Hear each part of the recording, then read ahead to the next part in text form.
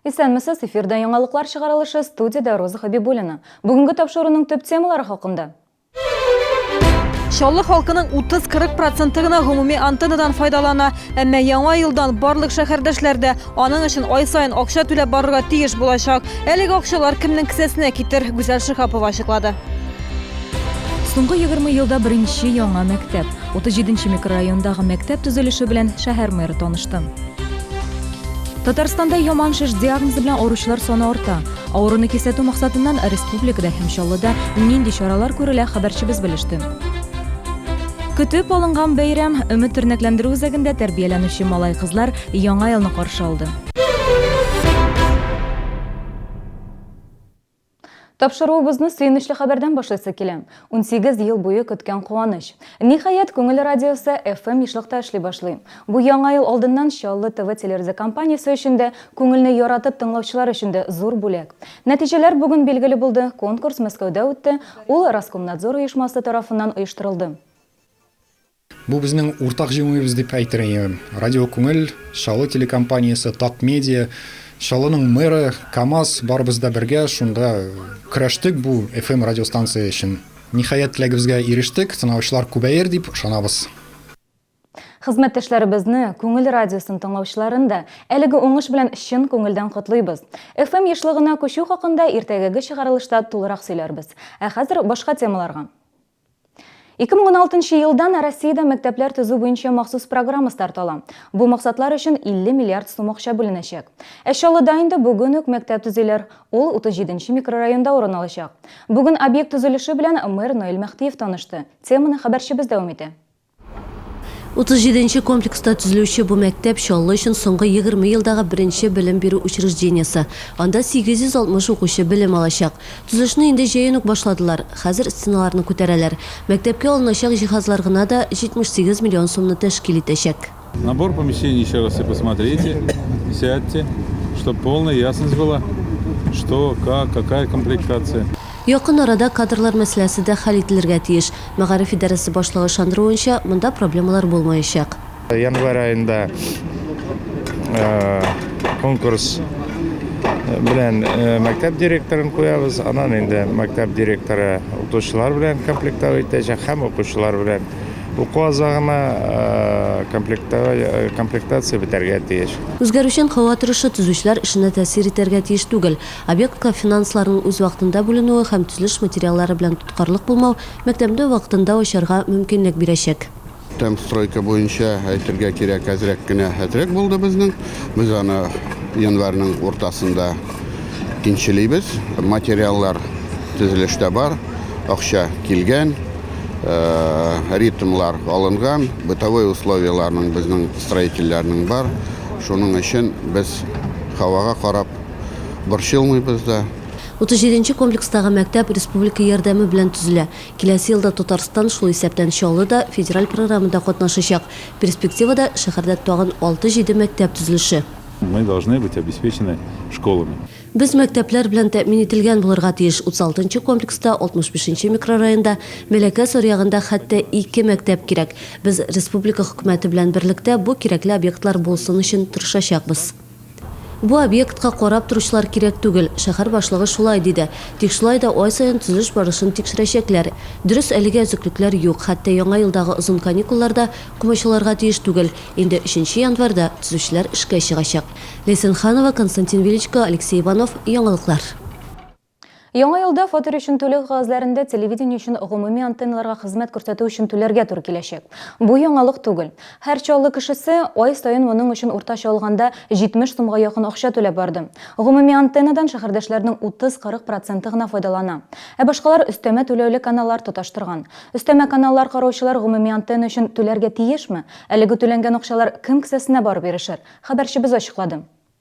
Равиля Минхажева телевизор әле күптән түгел генә яхшы күрсәтә башлады ди. Җәй айларында МТС оешмасы хезмәткәрләре көчләп үз хезмәтләрен тагырга теләгән, әмма шәһәрдәшебез баш тарткан. Беренчедән, бу хезмәтләр кыйммәткә төшә, түләүләр өчен офиска барып йөрергә кирәк, һәм артык каналлар пенсия яшендәге өлкәннәргә кирәк тә түгел. Миңа кирәкми, шундый аппарат калдырып китте.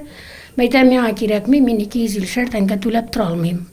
Минем андый пенсиям зур түгел дидем. Миңа кирәкми аларның интернетлары, телефон каналлары әлеместелер анда.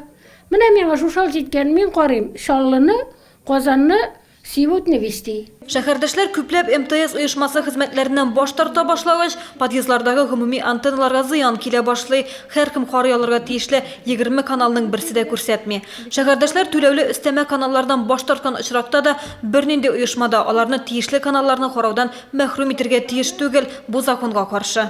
Предоставление услуги. Телевизор карар өчен күбесе кабельле телевидениегә тоташырга мәҗбүр булды. Күп шәһәрдәшләрнең сигналны яхшы кабул итүче сыйфатлы телевизорлары бар, әмма алар да кайбер каналларны карый алмады.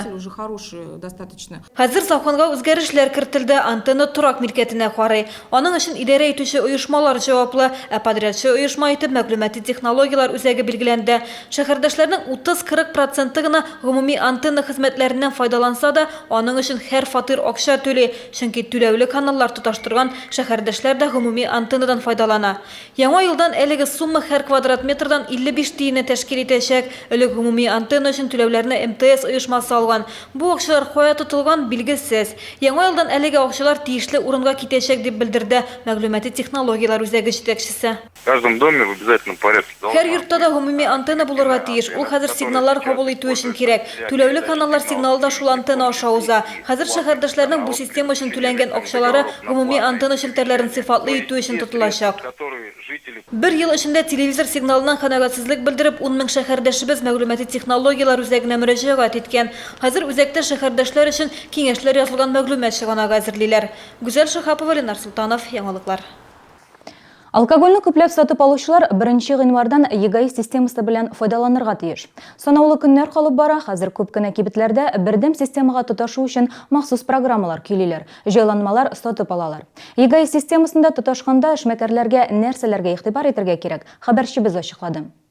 Бер кассалы кечкенә кибет өчен бу системага кушылу якынча 15-20 меңгә төшәчәк. Белгечләр программаны сатып алганда нәкъ менә билгеле кибеткә туры килә торганын сайларга киңәш итә. Сыра гына сатучылар азрак түли, аракы, шәраб һәм башка эчемлекләр белән сәүдә итүчеләргә күбрәк акча сарыф итәргә туры киләчәк. Это зависит от того, чем они... Бу эшмәкәрләрнең нәрсә белән сәүдә итүләренә бәйле. Сыра яки көчле алкоголь эчемлек сатасыңмы син? Буларның барысын да исәпкә алырга кирәк. Зур кибет өчен аерым программа, авыл кибетләре өчен икенче программа сайлап алырга мөмкин. Когда есть дополнительные затраты... Өстәмә чыгымнар таләп ителә икән, теләсә кайсы эшмәкәрдә аларның булмавы яхшырак дип җавап бирә. Әмма илдә булган үзгәрешләр безгә кагыла, шуңа күрә без законны үтәргә тиеш. Программистлар әлеге система ярдәмендә кибет киштәләрендә бары тик легаль алкоголь гына калачак ди. Дөрес сатып алучыдан да игътибарлылык таләп ителә. Продукцияны сатып алгач чекта махсус штрих-код күрсәтеләчәк. Ике штрих-код була, берсе аракада, берсе штрих-код чекта була. Сатып алган кешеләргә чекларга карарга кирәк, анда язылган. Сатып алган кешеләргә бу штрих-код булыша, алар белгән информацияны, бөтен ул алкоголь продукцияны беләчәкләр үзенең телефоннан карап булачак, или интернеттан карап, каян сатылган, нәрсә булган, кайчан сатылган и Поленый түгелме уларакы. Сатып алучылар өчен әлеге кагыйдәләр 1 июньнән генә гамәлгә керә, яңа елның 1 көненнән алкогольне күпләп сатып алучылар һәр шешәне ЕГАИ системасында теркәргә тиеш. Гүзәл Шахапова, Ленар Султанов, Яңалыклар. Татарстанда яман шеш диагнозы белән авыручылар саны арта. Авыруны кисәтү максатыннан республикада һәм Чаллыда нинди чаралар күрелә, хәбәрчебез белеште. Көтеп алынган бәйрәм өмет тернәкләндерү үзәгендә тәрбияләнүче малай-кызлар яңа елны каршы алды. Санаторий «Радуга» приглашает вас для оздоровления и активного отдыха. Телефон 71 41 96. Легендарный бренд Пьер Карден. Теперь и в Челнах. Только в салоне «Джентльмен». И только для мужчин. «Джентльмен». СМБК 1405. Иваново едет к вам. Выставка продажи ивановского текстиля в Набережных Челнах. Носки 20 рублей, подушка «Бамбук» 350 рублей, постельное белье всего 490 рублей. Цены пополам. ВЦ «Экспокама», Московский проспект 140Б с 23 по 27 декабря. Мы заставим ваши деньги работать. Таджил Инвест 34 87 11. Магазины цветов и подарков «Веранда». Всегда свежесрезанные цветы, комнатные растения, а также игрушки, подарки и сувениры. Оформление свадеб, декор любой сложности. Доставка цветов и подарков. Работаем круглосуточно. Остановка «Центр», дом 4301 и остановка «Пединститут». В честь 30-летия санатория «Жемчужина» всем пенсионерам только с 14 по 27 декабря скидка 30%. Подробности по телефону в Челнах 92 60 50.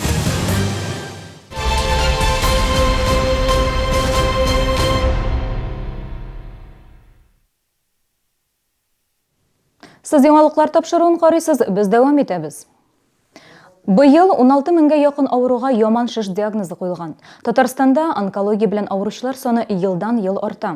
Шуңа бәйле төстә республикада профилактик чаралар уздыруга аеруча зур игътибар бирелә башлады.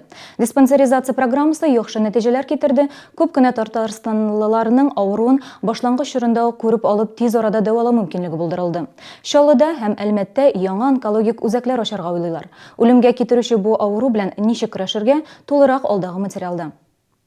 Көчле авыртулар, күкрәктәге тыгыз төеннәр тою, бу билгеләр маммология үзәгенә килүче пациентны сагайтырга мәҗбүр итә. Кыз курыккан һәм табибка килгән. Работы много. Эш күп, дәваханәгә килергә вакыт юк. Табиблар шимбә көннәрендә дә эшләсен иде.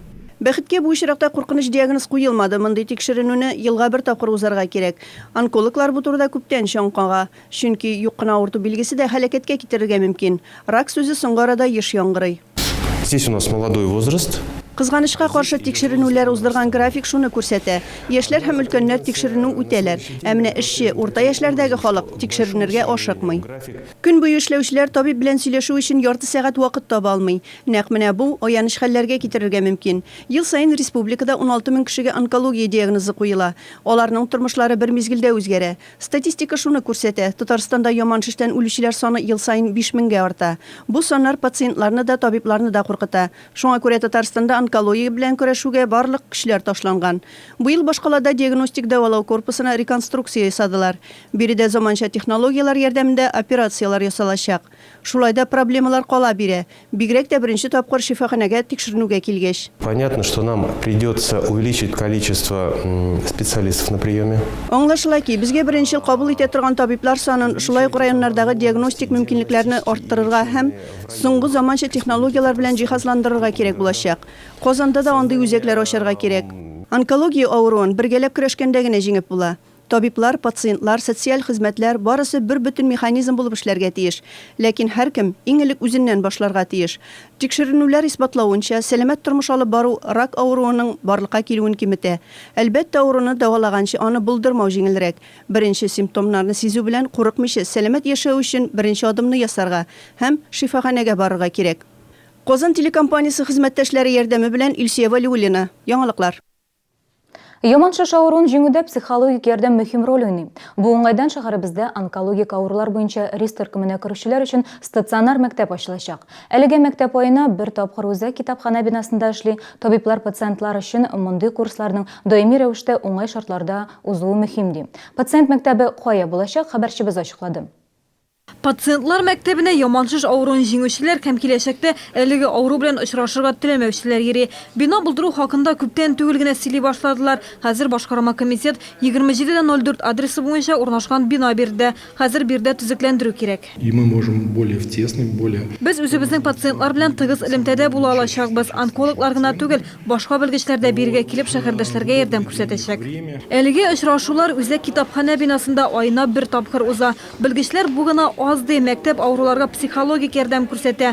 Бирдә куркыныч диагнозы җиңгән кешеләр үз тәҗрибәләре белән уртаклаша. Когда вот я столкнулась, я поняла, что если человек... Диагноз хакында белгәч, кеше үз алдына авыруны җиңәм дигән максат куярга тиеш. Без бирдә җыелабыз, табиблар безгә дөресен сөйли, киңәшләр бирә.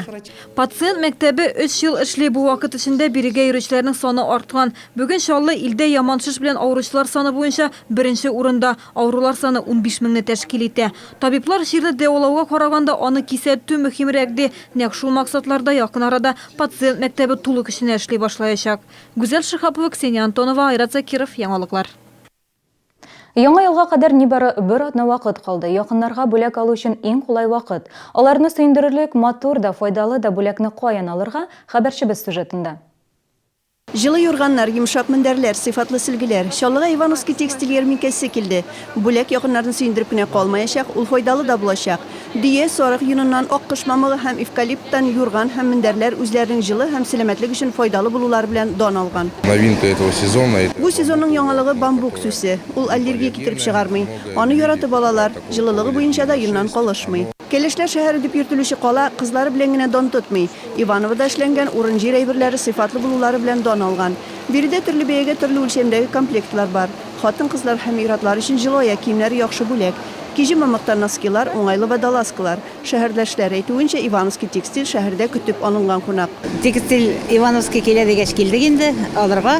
Нәрсәләр булса да телевизордан объявление булды, бик жүн күрсәттеләр анда бәяләрен. Әйбәт әйберләр бар.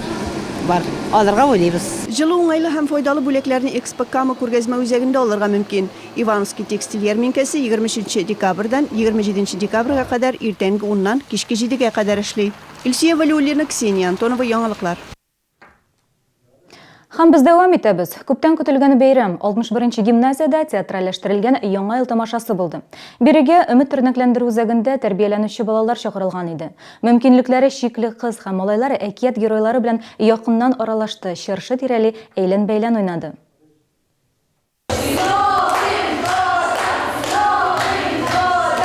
Чыршы бәйрәменә килүче балаларны ишек төбеннән үк әкият геройлары каршы алды.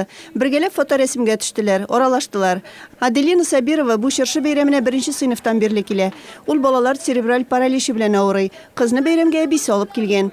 Монда шундый якты, шундый тыныч, шундый бу балаларны монда кадерле кунаклар итеп каршы алалар.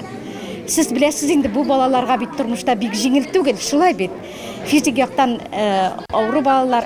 Бу мәктәп аларны шушындый ук нәкъ әйбәт балалар кебек итеп һәр вакыт ел сайын ел көне чакырып китерәләр. Менә инде 12-нче ел рәттән 61-нче гимназия мөмкинлекләре чикле балалар өчен яңа ел тамашалары уздыра. Эмоцияләргә караганда гимназия укучылары бик килештереп уйный. Аларның үзләре өчен дә балаларны сөендерү куаныч бирә. Новый год это такой день, когда Яңа ел ул башка бәйрәмнәргә шамаган, ул кешеләргә бәхет бирә. Әти-әниләр ныграк ярата, балалар шуңа карап үзләрен бәхетлерәк тоя. Яңа ел ул алдагы бәйрәмнәргә әзерлек. В ноябре в нашей школе прошла благотворительная ярмарка. Мәктәптә ноябрь аенда яңа ел ярминкәсе уздырдык. Кергән акчага яңа ел чараларына бүләкләр алдык. Минем үземә балаларның шат йөзләрен күрү ошый. Бу тамаша белән без аларга бәхетле минутлар бүләк итәбез. Бүгенге яңа ел тамашасына әти-әниләре белән бергә 32 бала килде. Бәйрәм ахырында кыз һәм малайларга яңа ел бүләкләре тараттылар. Илсия Валиуллина, Айрат Закиров, яңалыклар. Синоптиклар хәбәр итүенчә, иртәгә 24 декабрьдә болытлы һава торышы хакимлек итәчәк. Республика районнарында бераз явым-төшемнәр көтелә, юеш кар һәм яңгыр явачак. Төньяктан уртача тизлектә җил, төнлә 1 градус җылы, көндез исә 0 градус. Юлларда бозлавык саклана, сак булыгыз. Бүгенге менә шулар, мин сезнең белән сау булашам. Нинди һава торышы булуына карамастан, кәефегез һәр вакыт күтәренке булсын.